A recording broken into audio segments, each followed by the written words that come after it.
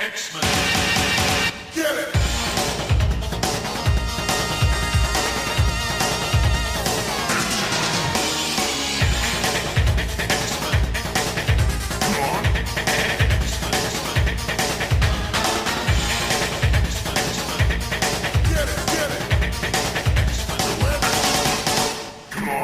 Hey everyone, and welcome to another exciting episode of Battle of the Atom. This is your weekly X-Men podcast where we rank every story from A to Z. I'm Adam. And I'm Zach. Hey Adam, what's up? Hey, how you doing? What's going on? Honestly, you know how we normally have a bit where I kind of off the cuff come up with like some sort of pun based on this episode? Yeah. Some sort of fun thing. I don't have anything like that. I've spent more days in the last 3 weeks not sleeping in my real bed than sleeping in my real bed. So I'm very, very tired. And I do not have the mental capacity to come up with a bit right now. Well, you know, we do often start the show off with some sort of corny joke, but this is going to be a fun thing. This is going to be an artist-focused episode. Really, the best thing for a audio medium is to do an artist-focused episode. I think we found that out. Well, I mean, we are talking about a visual medium every time we do an episode, right? Yes, but not normally to the extent of the only reason these stories go together is because we like Pepe Larraz. Yeah, we are talking about Marvel superstar, current X-Men artist extraordinaire, Pepe Larraz, and some X-Men stories that were drawn by Pepe that we have not covered yet. Love that dude. Here's the thing. We have covered Pepe Larraz's... I don't want to say best because I truly do believe that Pepe Larraz's best work is still in front of him. But I would say most definitive work. I think we can pretty safely say we have gotten to that point. Unless he redefines everything again, which I mean, you know, Pepe, more power to you. I would love to see it personally. Yeah, I mean, when you see what he's doing with X-Men now, and some of the giant leaps, even, you know, in things that he's trying out now with perspective and, you know, some of the things that he's just like thrown on the page, I'm just always amazed and super happy to engage with what he's doing. But these stories are from earlier times. So where are we starting off here, Zach? We are going to start off here with a request. Well, actually, the request was just, hey, do you guys like Pepe Larraz? And we said yes. So thank you to Josh Link, who went over to patreon.com/comicsxf, said, folks, I love Pepe Larraz so much, and I know you guys love Pepe Larraz so much. So why don't y'all just talk about Pepe Larraz for 45 odd minutes? If you want to be like Josh, you can go over to the Patreon. I've got to fix it. Here's the thing. The Patreon, I've got to fix it. I got to get more. I got to get more for you. But if you don't want more from me, you just want to thank all of our writers and podcasters and general ne'er-do-wells for all their hard work. You can just go over there anyway. Or if you do the $5 level, you can tell us which artists you want us to scramble to come up with an episode about. Yeah, absolutely. So, you know, it's funny, reading Wolverine and the X-Men at the time, I had no recollection that this was a Pepe arc, and going back, it's a lot of fun to see how he was drawing then is connecting to how he's drawing now. So this is It's very weird, this 3-issue arc, Wolverine and the X-Men 38-40, which has no title. It's the one. What are we calling it? Shield Invasion? That's what I had written down briefly. Yes, it's the one where they have to go invade Shield. We'll get there. Jason Aaron writes this, and Pepe Larraz does the artwork with Matt Milla doing the colors. All I remember, because I was also buying Wolverine and the X-Men at the time because I was bad with money. And what I had... Tell me I'm wrong. We've all been there, buddy. I own 5 trade paperbacks of this. Tell me I'm wrong. I didn't even buy it for the Chris Bachalo art. I went with the one that Kieran the Nick Gillen Bradshaw wrote that art? had Cyclops it. No, when Bachalo started. Yeah. Yeah, I didn't do that. All I did remember is, this one doesn't have the good artist on it because it didn't have Nick Bradshaw. I hold that Nick Bradshaw's a pretty good artist. Yeah. My perspective on which one of them is the good artist has changed since 2013. It's changed the battlefield a little bit. But this is right after Battle of the Atom, our namesake. And at the end of Battle of the Atom, it was revealed that S.H.I.E.L.D. did have some Sentinels hanging around that they just on a occasion could unleash upon mutants and destroy them. So this arc, I have to tell you something because I said something as a joke and then I realized that it was the truth. Actually, oh, what's that? You know how I said I was purchasing this because I was bad with money? Yeah, I forgot that I bought these 3 issues. The poorest I've ever been, like as an adult. That's dedication. And I felt incredibly guilty and told my wife that I spent 12 of our US dollars on these X-Men comics. It was right after we got married. I was still in college at the time. I'm sorry, Adam. I was still in college at the time and we had no money. But you had these 3 issues. I did. I don't know. Listen, people don't pirate comics. I don't know why I didn't pirate them because I definitely did for the last issue of Battle of the Atom. Hey, look, the art in that one is pretty terrible. So the last issue of Battle of the Atom, that's got Assad Ribic. Not for the entire issue. There's some really very bad fill-in art on that issue as well. Which that's fair. Don't worry, we've talked about that on another episode. Anyway, these 3. Don't pirate comics, kids. Though Comixology, man. Amazon, you're making it real difficult for people. S.H.I.E.L.D. has Sentinels. Maria Hill shows up basically to trash talk. In her company is Dazzler, aka Mystique. Mystique is still Dazzler at this point. Wolverine and the X-Men as a book is wrapping up. Y'all remember when Dazzler... yes. Agent Dazzler. Agent Dazzler, possessed by Mystique for a hot minute. And being harvested for mutant growth hormone. Not great. Mutant growth hormone. Not the most ethical thing that Mystique has done. She was trying to run a country. It was a true girl boss moment. Yeah, absolutely. Wolverine takes it upon himself to buy into what is clearly a trap to go and destroy some of these Sentinels that we mentioned before. To be fair, they do all say, Wolverine, this is a trap. He says, yeah. He knows it's a trap, as do Cyclops and the Uncanny X-Men cast. So Wolverine and Scott end up at the Sentinel factory, blowing up some Sentinels. At the same time that it looks like we have 2 brand new students at the Jean Grey School who turn out at the end of the first issue to be secret agents of S.H.I.E.L.D. Yeah, that's what's his name?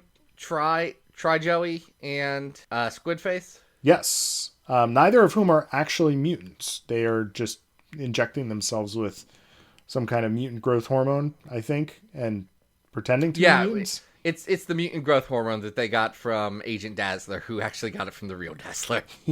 Yeah, so this is kind of a weird thing. For a book that's ending, this book, post-crossover, really feels like a reintroduction to this book. As the whole first issue is a tour of the school with Brew. Brew is delightful here. I know you hate Brew. I don't enjoy Brew all that much. Hate's a strong word, but I really, really, really don't like him. If you're a Brew fan, like I am, you will love issue 38. He is just absolutely delightful. And then we get, most of the story happening with Scott and Logan blowing up Sentinels and then eventually crashing and having beer together. It's great. It's a weird thing. You're stuck with such weird, the time that this was in. Wolverine doesn't have his healing factor. Right. Yeah, and Cyclops' powers are still stabbed and screwed exploded. Up. Yeah, and Cyclops' powers are screwed up from what they thought was the Phoenix, but was actually Dark Beast. Man, Bendis, the ending, bud. You flopped real spectacularly on that. Even if some of the individual issues are still great. They are. Man, can't stick the landing. It's okay. Not. Well, I mean, that's what happens when you quit a book. But yeah, this one's just bad. Actually, not bad. You think it's bad?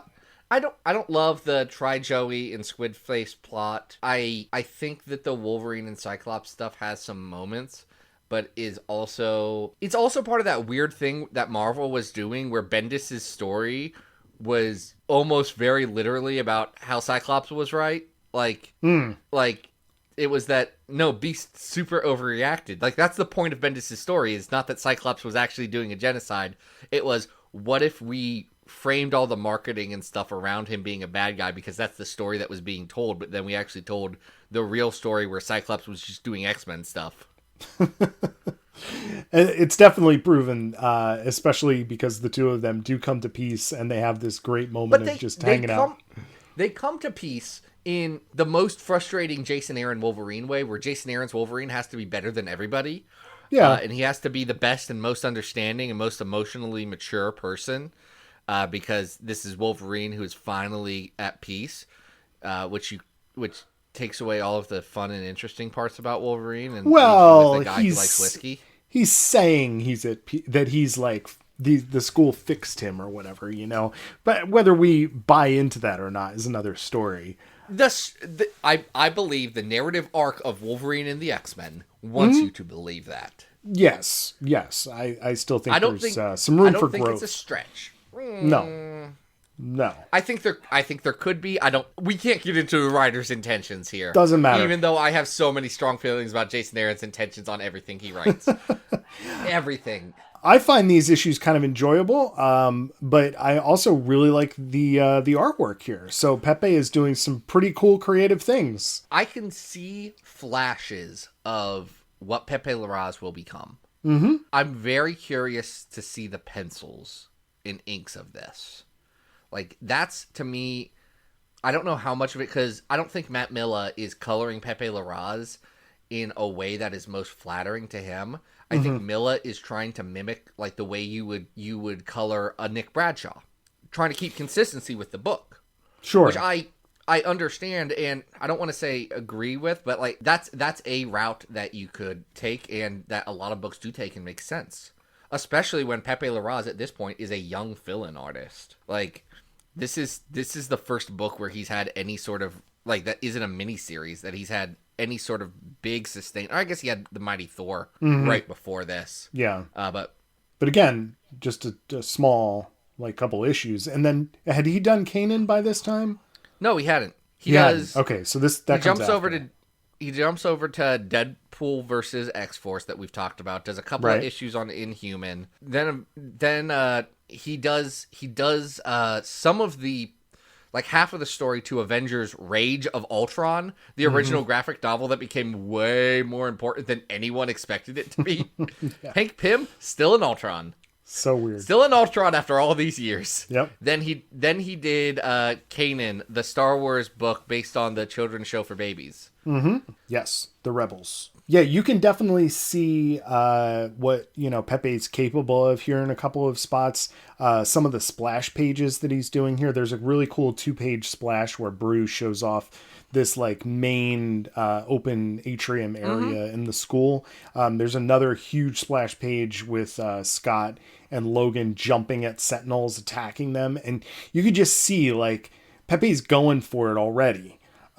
He's illustrating the characters with a lot of like cartoon fluency, like the way in which they are animated and their expressions are changing, but he's still able to keep characters on model really well. But he's not quite there yet. There's some interesting like Pepe Larraz's specific stylistic touches that you can see. Like I think Squid Face is like a very Pepe Larraz looking character. Yeah. And I also think she gets the liberty of being colored in a way that more matches how I think of Pepe Larraz's art today. You can see every little bit, like just a tiny bit, you get a little bit of like that thumbprint texture that he likes to give to things. Yeah. You get some of his stylistic markers, but I don't know. I wonder how much in this book he is trying to be withholding to the style of this book versus trying to do Pepe Larraz. Well, it's interesting. I mean, I think we said this when we did Deadpool versus X-Force. His style at this time still has a much more cartoony sensibility. Edges are much rounder. He doesn't do as many sharp angles. And you can see like the beginnings of what some of the hallmarks are of his facial drawing, like the way he draws faces, the way he does acting with those characters and the expressions that they have. but it's not as tight yet, like he's still very loose and experimenting with where his style will lock into later. So I think it's still like really good page layouts, really good. Well, page layouts, that's interesting, because I was going to say that I don't feel like his page layouts are all the way there yet either. Like he's not just he's not just doing like 4 horizontal panels or a 2x6 or 2x3 grid, or anything like that. But he's trying things though. He'll do little inserts or close-ups on objects, and that's fair. It's just not. I got high expectations for Pepe Larraz at this point because I've been blessed. We have been blessed with Pepe Larraz. The problem in looking back at his art is when you can see how good he is. Whereas if even at the time, I remember looking at this and going, this looks really good. It looks different than the Art Adams-esque style of Nick Bradshaw, but these issues still look pretty solid, and I'd like to see more of this artist. But he's not at a level where you're like, this is like the standout god that he is now. It's almost like going back and looking at early Bill Sienkiewicz work. That's interesting. Where it's more towards a house style. Well, early Bill Sienkiewicz is very much doing a Neil Adams. Mm-hmm. That's what he's doing. Now, Neil Adams, a more experimental artist of his time anyway, so you still get a bit, but you don't get you don't get Bill Sienkiewicz stepping into his own for a few years. You get flashes of it. Like if you read, this is timely, if you read his Moon Knight, which I read a few years back, there are pages that you understand. There's one page, I think it's in issue 8 of Moon Knight, where it's a 9-panel grid, and there's a guy in the center panel, and he's firing like 360 degrees around him as Moon Knight is jumping from panel to panel around to like deliver a big punch. There's a hint of it there. Yeah, you can see him experimenting, and I think you can see that here as well. And I think a sign of a good like artistic director or a good talent management or editor with the big two would be able to see the fundamentals and the potential for a guy like Pepe Larraz. Oh yeah, and be like, oh, you're not the guy today. You've got what you need to be the guy, though. Exactly. Like we're looking at someone who's sort of in the Stuart Immonen family of drawing, and you can see that there's some brilliance here that is going to capitalize later. Honestly, very similar to R.B. Silva. That too. Yeah, there's some both definite of whom similarities. just blew up after this. So like I think I like this better than you, but at the same token, it's not like the best thing in the world, but it's a really cool artifact, especially in terms of looking at Pepe's career. We should probably rank this. We should, because we have a whole list. We have 615 X-Men stories that we have ranked over our time running this podular cast iPod internet pod radio show. What's pod short for in iPod? It's not. Is it? Is it short for something? I guess pod is its own word. Personal. This internet pod broadcast, man, that's the worst thing to expand out. Don't do that, people. Number 1's Hoxpox. Pepe Larraz also drew that. We don't normally do this. I'm gonna take a bold stance and say Pepe Larraz's work on Hoxpox eclipses Wolverine and the X-Men. I would agree. Number 100 on our list is the Terra Verde arc of X-Force by Ben Percy and Joshua Cassara. Number 200 on our list is Uncanny X-Men 245 Men. Number 300 on our list is Uncanny X-Men 300. That's fun. That's fun. That's a fun little coincidence. The 300's at 300 right now. Look at that, people. We got something nice going on. Number 400 is Extraordinary X-Men Apocalypse War. Number 500 on this list is Nova 22. That's when they go Halloween. I wanted to say shopping. It's called Trick or Treat. Number 600 is Hyperstorm Arc of Fantastic Four. 615 is the Draco. This is better than Hyperstorm. Oh, yeah, absolutely. It's better than Nova. Yeah, I think we have Wolverine and the X-Men 30 to 35, the Hellfire Saga at 231, And this is probably not as good as that. Hellfire Saga is better, even if the Hellfire Saga has some Major problematic issues. content. The Hellfire Saga does also have Krakoa, the island that walks like a man, fighting back to back with an Iceman Voltron. Yeah. Which There are some cool things in that, for sure. Down at 258, we have Spider-Man and the X-Men 1 and 2 versus Sauron. That's better. That's better. I'm looking around here. I think 307 is Astonishing X-Men 13 through 17 Until Our Hearts Stop. Mm-hmm. The Matt Rosenberg stuff. While that has bad art, I do think I like the story of that one better. Yeah, I would agree. I probably like this better than 318 Spider-Man and the X-Men 4 through 5, the Venom Brood Science Fair arc. Oh, yeah. Okay. So that was ranked during the times when Adam wasn't reading the comics. That's okay. I think this is better than Truth or Death at 310. Do you think it's better than Excel from the Peter David X Factor? As loath as I am to give Peter David the props, I think that might be better. You know, you don't gotta give it to him, but also it is a better story than him. But it is. So 310, not bad. 310. Listen, an interesting start for Mr. Larraz. And the start would continue because about a year later, Pepe would do an anthology story, just one anthology story in Axis Revolutions #3. Now, Adam, normally when there's anthology books like this, or at least the one other time we've covered it, we covered all of the stories at the same time. Mm-hmm. And we didn't want to do that this time because Pepe Larraz only drew one of them. That's right. It's Revolutions #3 by Larraz. Ray Fox wrote it. Rodrigo Zayas does inks, which is weird to see anyone ink over Pepe. Yeah, because, Pepe's usually inking his own work. I mean, Pepe works digitally for the most part. Yeah, and it's also... Or with ballpoint pens. It's one or the other.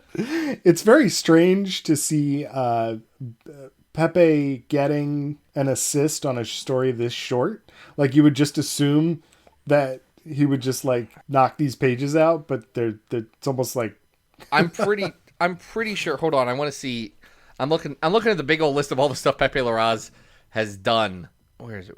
Yeah, this was in between his Inhumans couple of issues and Rage of Ultron, and then also in between before starting Kanan, Kanan, Kanan started a few months later. He was probably good, but yeah, I'm guessing Larraz was just fairly.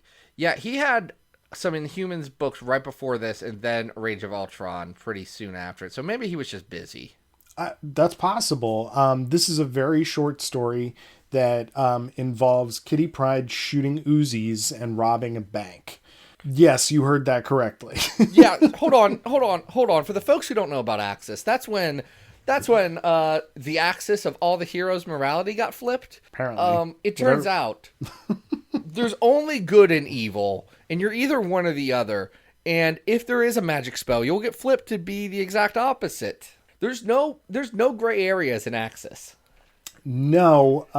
Now, there is a purpose for Kitty Pryde stealing from this bank that's explained kind of awkwardly, that the CEO of the bank has been funneling billions out of accounts into federal anti-mutant lobbies.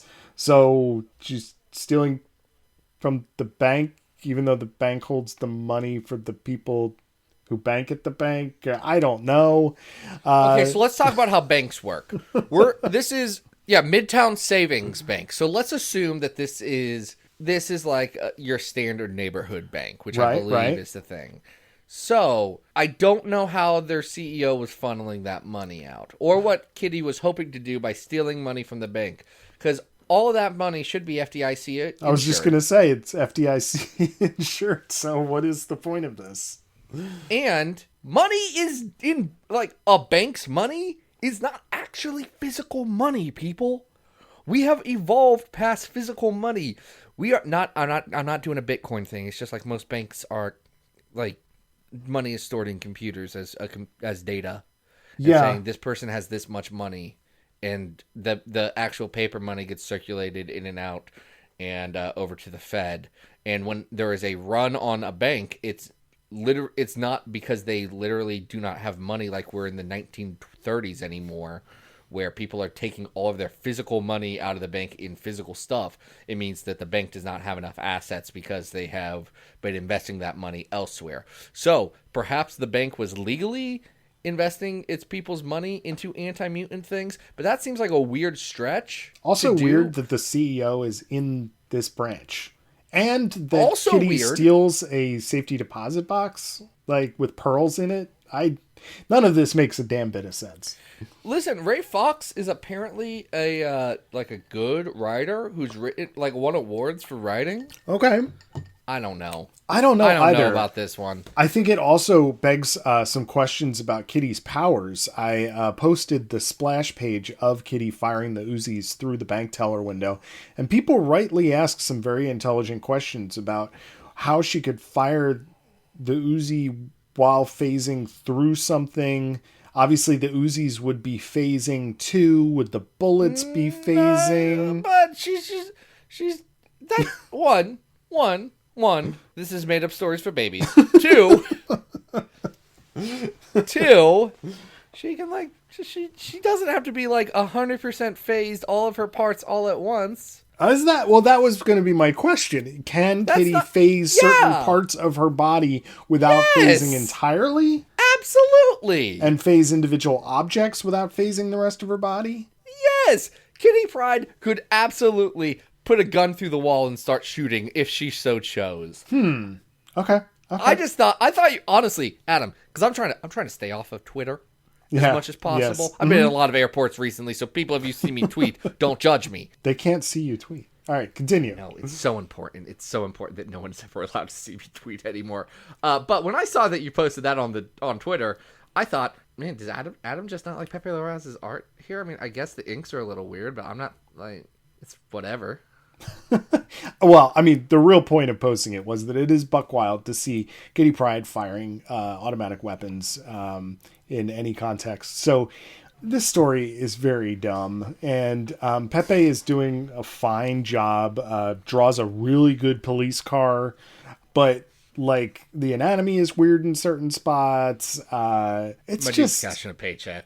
Yeah. My dude's cashing a paycheck. This is just but I thought it was important that we dropped this one in because it is a very weird oddity and an important step of more fill-in stuff that then gets his name out there. Also important, we ran out of stories that we could cover that Pepe Larraz drew, so we were going to potentially cover a good chunk of the Ed Briss and Dylan Burnett X-Force because Pepe did the covers. Right, so at least this is interior artwork. We were struggling, honestly. Yeah. We thought we'd have more, but at the time of recording, X-Men is not done yet. No. It's still telling a story, so I don't know how we'd want to break that down. Honestly, we'd probably break it down into X-Men Year 1. Yep. Doug in X-Men Year 1, Doug in X-Men Year 2, or something like that. And Ten of Swords. I'm not covering Ten of Swords right now. That's 22 freaking issues, and I'm busy. I love Ten of Swords. I'm super excited for the one issue Ten of Swords that they're doing in X-Men House of 92. It's going to be really cool. I'm excited about that. So instead of doing 10 of Swords, we did this 10-pager. And I think it's safe to say you can skip this one, right? You can literally... Actually, no. You can't skip everything in Axis Revolutions, even though you probably should. Mm-hmm. There is one story in Axis Revolutions that we aren't covering today officially that you must read at some point. It's in the 4th issue. It's an Iceman story. Do you want to elaborate? No. Is this because it's good or bad? Oh no, that's such a good question, Adam. That is such a good question. Iceman becomes a brooding nighttime vigilante, a Batman or a Daredevil or a Moon Knight, if you would. Oh. He does monologues to himself Yeah. about how he can't feel love because his heart is so cold. Wow. He's trying to be the straightest I've ever seen a man be. Gosh. I cannot tell what John Barber was trying to do with this story because it's it's played almost too straight to be a like full on parody. I don't know. It's a weird story. You should check it out. I go read that one. I guess read that. Don't read the backup story to that, which is a Howard Chaykin story. Okay. Adam, I think I've read, like, I know I've read that story multiple times. I'll tell you, anytime I see Howard Chaykin, I'm like, I don't want to read this. I don't like Howard Chaykin art. Like, end of the day, I get that, like, Jack Staff or whatever was did he do Jack Staff or did he do American Flag? American Flag. Who did Jack Staff? Paul Grist. That's Paul Thank you. Grist. Yeah. Who did the Union? Which, happy St. Patrick's Day as we record this, everybody. Please remember snakes, the Marvel character that's a bunch of snakes that St. Patrick did not cast out of Ireland. Right. And also, the best character. Yes. Also, St. Patrick is Italian. That's just what I heard. That's what I heard. That's what I heard. I don't know if it's true or not. And I don't know care. if that's more upsetting to Italians or anything else. This is bad, right? Like, just during this this 10-pager is bad. I think we are down pretty low here. It's not like offensive or anything. 501 is that Nova story. That Nova story is better. Mm-hmm. The X-Men movie special number 1, presented by Wizards of the Coast, the company behind Magic the Gathering. That one's better. Yeah. Is this as bad as okay, I think this isn't as fun as Brood Feud 2 at 511. No. This isn't as good as the Star Trek crossovers. No, you're right. You're right. All right, we're keeping working down. Is this better? Okay. Yeah, it's not as bad as at 542 Captain Marvel number 2 and 3. Yeah. It's not. I don't think this is as bad as X-Men Noir or Weapon X Noir at 536. I'm gonna say something that upsets me to say out loud, but is true. Yeah. That Romulus story is better in Wolverine Origins. Oh, sure. Yeah. I think this is better than the time Beast joined the Avengers. Is it? Better or worse than the first 6 issues of Emma Frost? It's better than that, but it's worse than Secret Empire, X-Men Blue. Okay. So it's going to be our new 531? It'll be 531. Let's make it 531, buddy. Awesome. Okay, so we have one more Pepe story that is a personal favorite of mine, and I am very excited to talk about it. Why are you so excited to talk about it? All right, so around the time that Uncanny Avengers was coming out, I remember the initial run and being like, especially with the discourse added to it, I was like, what the heck is this, right? It was a terrible, terrible book. And then... Okay, hold on, because you're not wrong. I'm right. Also, I cannot emphasize enough that Uncanny Avengers 18 to 22 Avenge the Earth is at 59 on our list. Dude, that arc really rocks. All right. And we've talked about why Uncanny Avengers was a terrible book, but that was a really, really awesome arc with Daniel Acuna art. Man, we have not talked about the Call Me Alex speech. I can't wait for We will get there.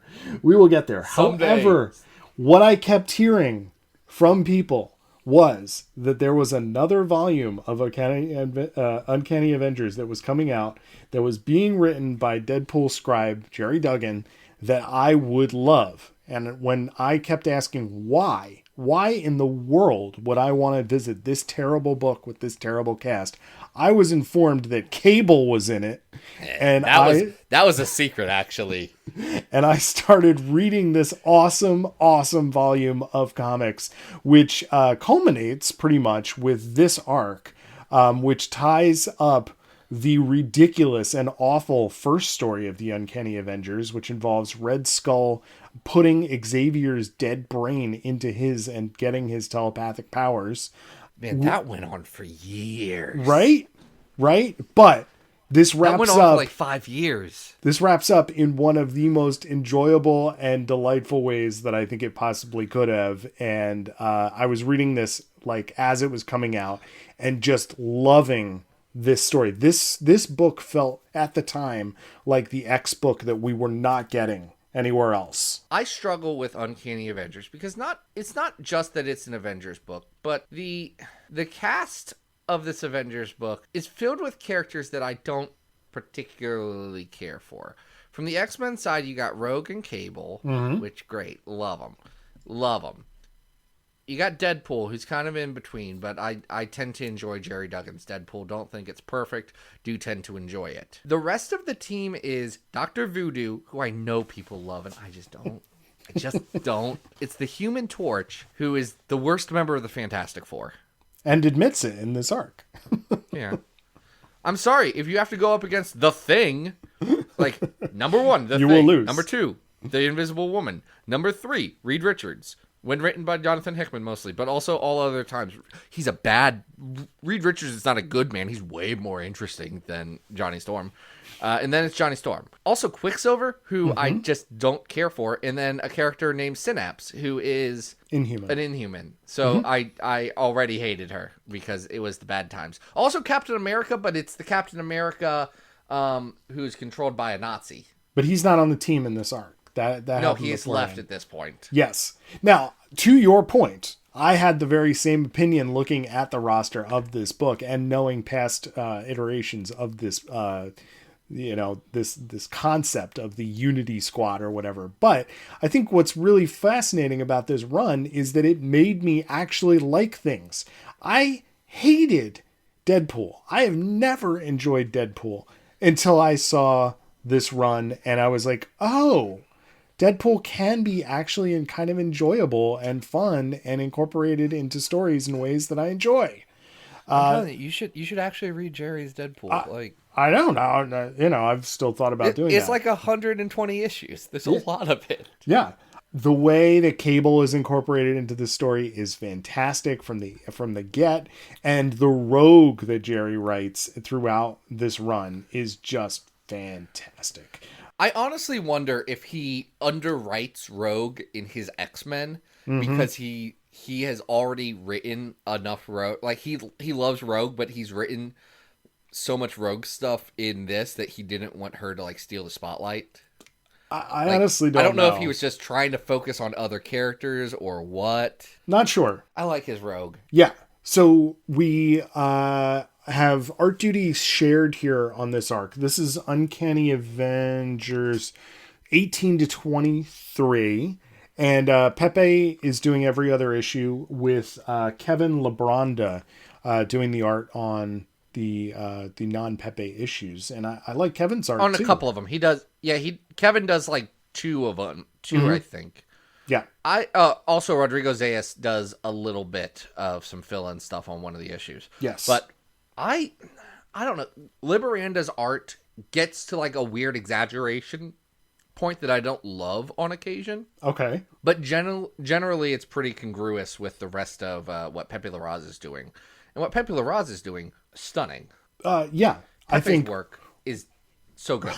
We're starting to hit like peak, we're starting to really like get into this era where you totally get why he's going to become the superstar that he is now.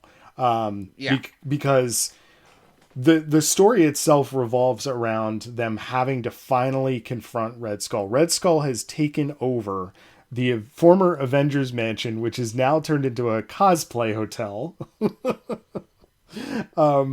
Is it a good idea? No. Is Disney still doing this? Yes. It's hilarious. And really, what ends up happening is Red Skull takes over this team, and Deadpool kind of has to recruit the backup team, which includes people like Wong and Spider-Man.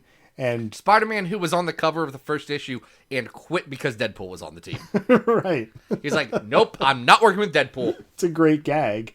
To the point where Cable actually seemingly erases himself to stop being controlled by Red Skull. So the story is simultaneously funny, but action-packed, and also feels like it has stakes. It does. I'll say that. It doesn't feel like the biggest thing that's going on. Like, this doesn't feel like it's shaking the Marvel Universe to its core. No.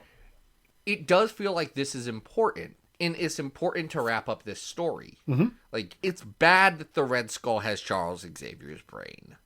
It was gross, and like I'm not saying like ethically this is terrible. It was just kind of like a bad, dumb story beat, and we needed to get rid of it. Mm-hmm.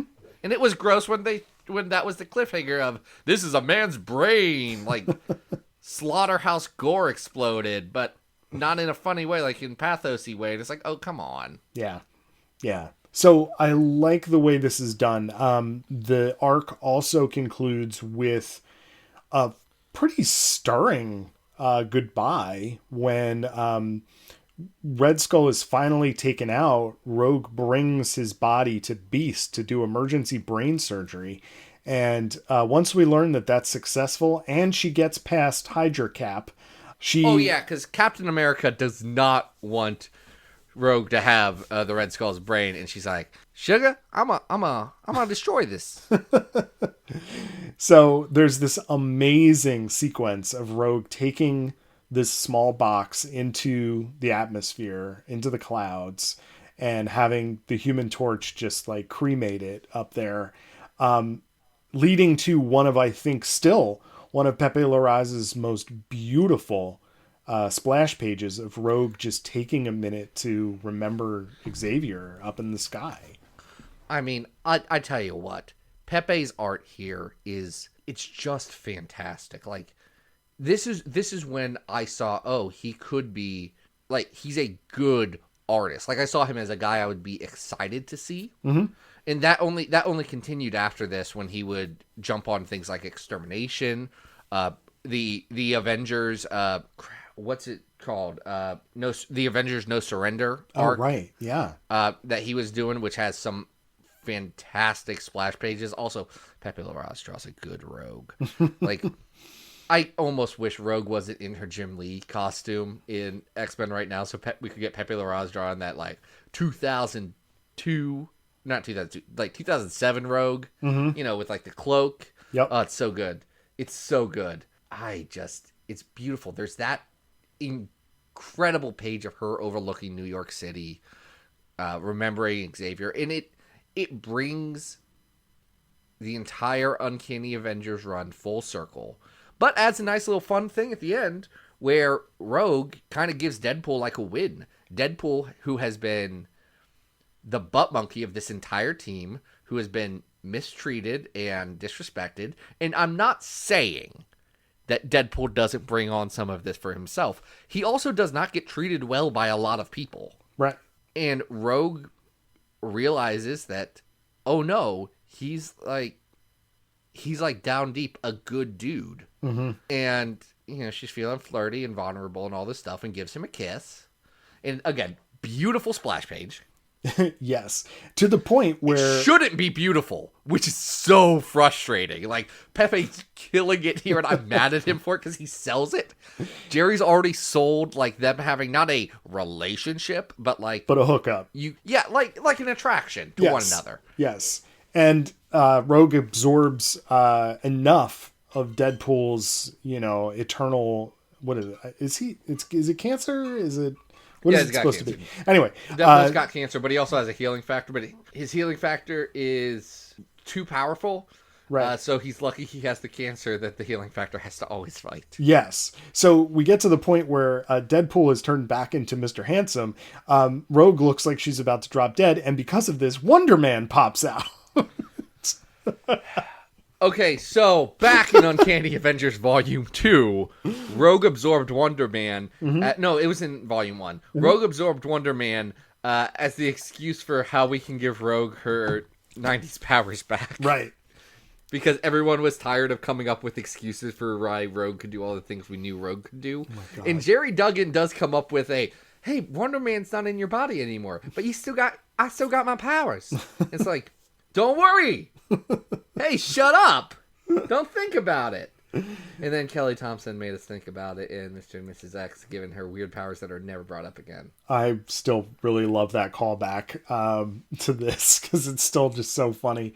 The other thing that happens, which is interesting at the end of this that I had kind of forgotten about, is that Synapse recovers Cable's body or mind, which was backed up in his arm. I kind of forgot about that. And so we have this whole sequence like inside Cable's mind of Strife and Days of Future and past. And it's an interesting sequence that Pepe delivers in a really interesting way. Yeah, it's good. It's good. It makes me want to see more from Synapse.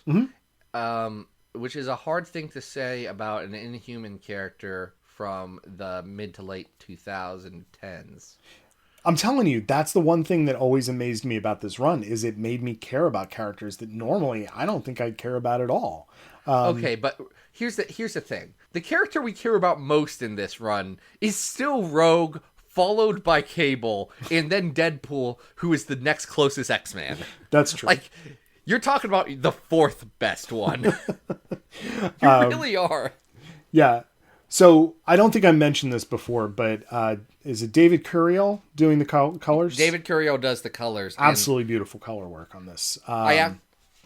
It's hard to divorce Monte Gracia from the conversation when I'm thinking who should color Pepe Larraz, but I do think Curiel is one of the best colorists out there right now. Yeah. And when Marte was ill and could not finish the last issue of Hoxpox, like, I remember we were a group of friends, I forget who all was in it, there's a lot of conversations, we're talking about, well, like, who do they get to color the last one? Like, who would be good? And David Curiel was the only name on my list. I was like, that's who you get. You get Right. Curiel. Yep. He's the right one. So props. And one last thing before we rank this one, there's a really fun Jerry Duggan cameo at the end of this as well. There are more Jerry Duggan cameos in things than you would expect. Yeah, pops up all the time. Him and JDW are just like cast members. Well, one of those is because one of them has a funny mustache. Friend of the show, Jordan White, has a funny mustache. We can call Jerry a friend of the show, but you guys will never hear why. That's okay. Jerry has expressed desire to come back, so we'll get him on the show. Ooh, is that a Jerry Duggan teaser? Well, it is for an episode we haven't scheduled yet, but I'm sure that he will join us again. I really like this. I like this a lot. Let's rank this. Yeah, let's rank this. It's not in the top 100. Well, 100 we have the Terra Verde arc of X-Force. Terra Verde is better, bud. The Terra Verde arc is better. Okay, I'm not saying this isn't good. I think this is the top 200. Yeah, I just don't think it definitely. I don't think it's top. Here's the thing. Here's a great comparison point. 170 is Extermination. Pepe Larraz art. Yep. A story that doesn't all the way hold up together, but it is better Pepe Larraz art. Like, Extermination's when he stepped it up. Oh, definitely. Actually, no, I do think it's No Way Home. Or No Surrender. But yeah, Extermination, he does step it up, though. Sure. Art's better. I like this story better. This is better than Battle of the Atom at 130 or 173. Yeah. So I don't This is better. I can't put it above Cable, Blood, and Metal at 165. I can put it above Avengers vs. X-Men at 167. Oh, sure. Okay, that's good. All right, better or worse than... See, I like this better than the first 5 issues of Amazing X-Men. What do you think about that? Me too, bud. All right, great. So this is a very nice showing to finish off with 166, Uncanny Avengers 18-23. Folks, if you're an X-Men fan and you ignored that volume, I highly recommend you go back and check it out. It is. I mildly recommend you check it out. I actually think most of the other arcs are bad. At least read the stuff that Pepe is doing in the second half. Once Cable shows up, it's a lot of fun. The first arc is actively not very great, and Stegman's art just isn't doing what it needs to. Like, Ryan Stegman's a good artist. That arc, I don't know, it just, something wasn't clicking. And then there's like an Ultron Hank Pym story that I don't care about. And then Hulk's a zombie for a little bit, and I don't care about that. And then it gets to this, and then the book's done, and then Jim Zub takes it over. And then it's bad. I would say a lot of what you described. I agree with you on the first arc, but the other stuff is kind of fun too. So mileage may vary. Go check it out. I have a very low tolerance for Hank Pym content. It's not even... It's not just the normal stuff. It's just that I don't like the dude in general. Yeah, especially when he's like beyond that. It's like, I don't care about Hank Pym. Can we give it to the other Ant-Man? Where's that Scott lying? I guess just Scott. Yeah. Is Hank Pym the worst Ant-Man, or is he the second worst? Because Eric O'Grady's very bad, actually. I don't know my Ant-Man, so I can't contribute to this conversation. Well, there's 3. Yeah.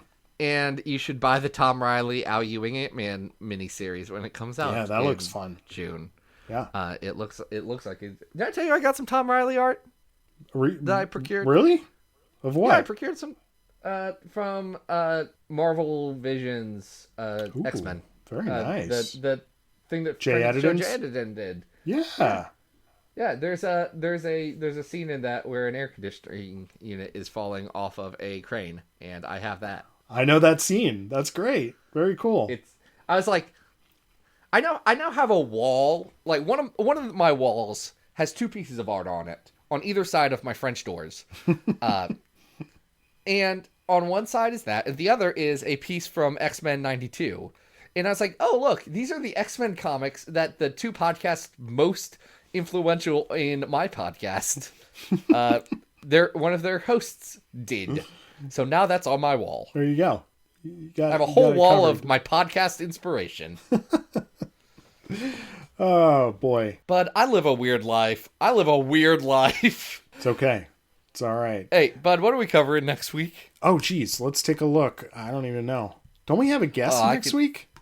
Yeah, we kind of have a guest. It's a guest that's been a long time coming. You could say they are the once and future guest on this show. It's Kieran Gillen, folks. Woo! Kieran's going to be here. We're going to talk about Immortal X-Men. And by talk about Immortal X-Men, I mean maybe we talk about Britpop in D&D for like 2 hours. Who knows what's going to happen? Maybe I'll ask him about Unit. I could talk to Kieran Gillen about Unit a lot. Should be fun. I'm excited to be like, so Kieran Gillen, this one random issue of your second your second volume of Uncanny X-Men is what I think is my favorite X-Men story ever, or at least one that's weirdly meaningful to me. What do you think about that? And he'll be like, why? That one? Really? Kieran's confused about what you're asking. Kieran made fun of our website recently in a jovial way. Mm-hmm. In a jovial way, because we had a quote unquote we had a critical error. We had a crash. Calling our site having a critical error is the funniest way we could have gone down. Like, the irony was not lost on any of us. Also, 1,000 thanks to friend of the show and friend of the me and you and all of us, Jason Large, who fixed it. Thank you, Jason. Thank you, Jason. You're the best. Adam, what's up? Beyond Kieran Gillen coming up and bothering us soon, what we got going on? I don't know. Follow me on Twitter at Arthur Stacy and tune in for Kieran Gillen next week. Guys, it's Kieran Gillen. Let's make Kieran feel welcome, and let's really hope he's not doing research before and listening to the end of this episode where we have grossly lost track of how to end a podcast. And I hope through the magic of editing, it somehow makes sense. Patreon, do it. Comics XF, do it. Kieran Gillen, get funky. Until next time, this has been Battle of the Atom. We hope you survived the experience. Get it!